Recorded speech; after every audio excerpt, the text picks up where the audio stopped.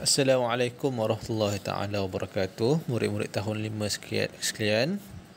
InsyaAllah hari ini kita nak belajar bidang Al-Quran, iaitu kefahaman surah Al-Asr.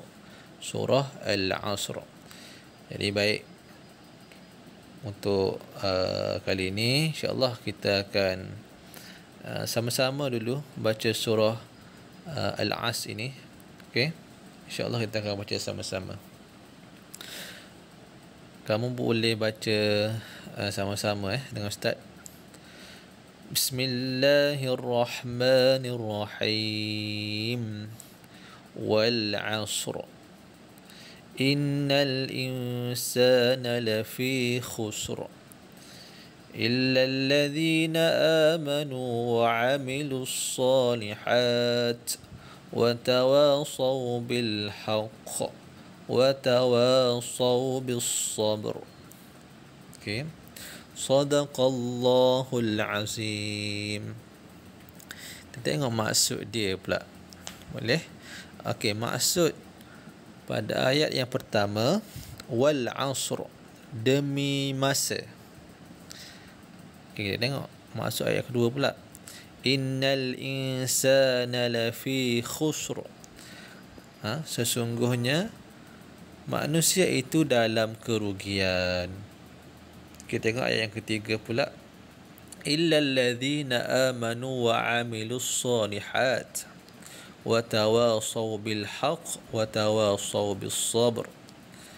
Maksud dia, kecuali orang yang beriman dan melakukan kebaikan serta saling berpesan untuk kebenaran dan saling berpesan untuk kesabaran.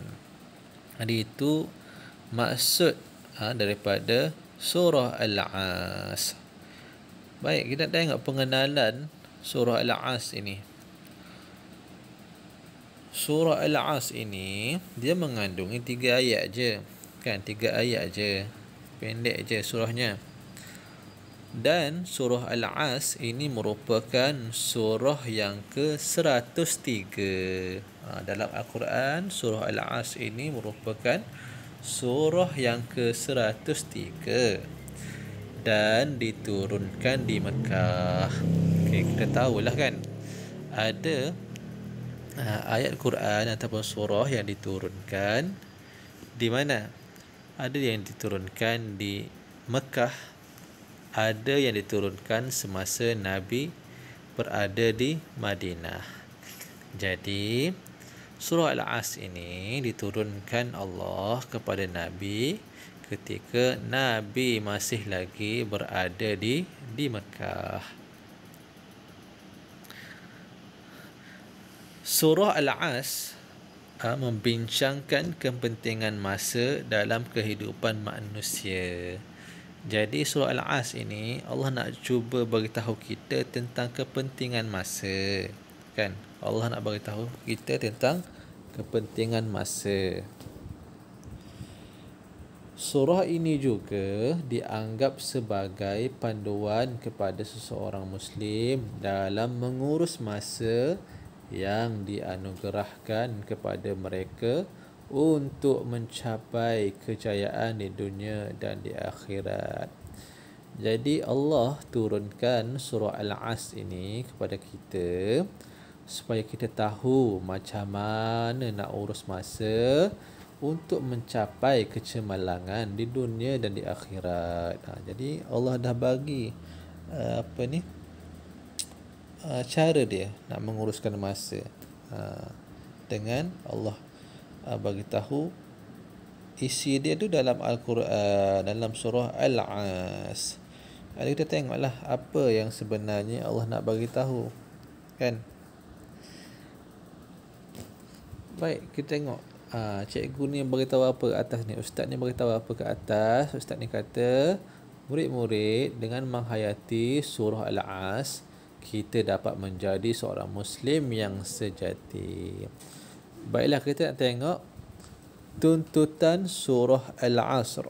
Okey, tuntutan surah Al-Asr. Okey, yang pertama, ayat 1 dan 2 wal 'asr innal insana lafi khusr. Kandungan ayat, masa itu sangat berharga. Tuntutan daripada dua ayat ini ialah sentiasa menghargai masa. Yang kedua, tidak membazir masa dengan perkara yang sia-sia. Jadi Allah nak bagi tahu supaya kita ni sentiasa menghargai masa kita dan tidak membazir masa dengan perkara yang sia-sia. Okey, seterusnya, illal ladzina amanu wa 'amilus solihat. Kepentingan beriman dan berbuat kebaikan. Tuntutan dia ialah memelihara iman kita kepada Allah Subhanahu wa taala, memperbanyak amal ibadat, sentiasa berusaha membuat kebaikan. Jadi Allah beritahu kepada kita, kita hendaklah beriman kepada Allah Subhanahu wa taala dan kita kena perbanyak amal ibadat, sentiasa berusaha membuat kebaikan.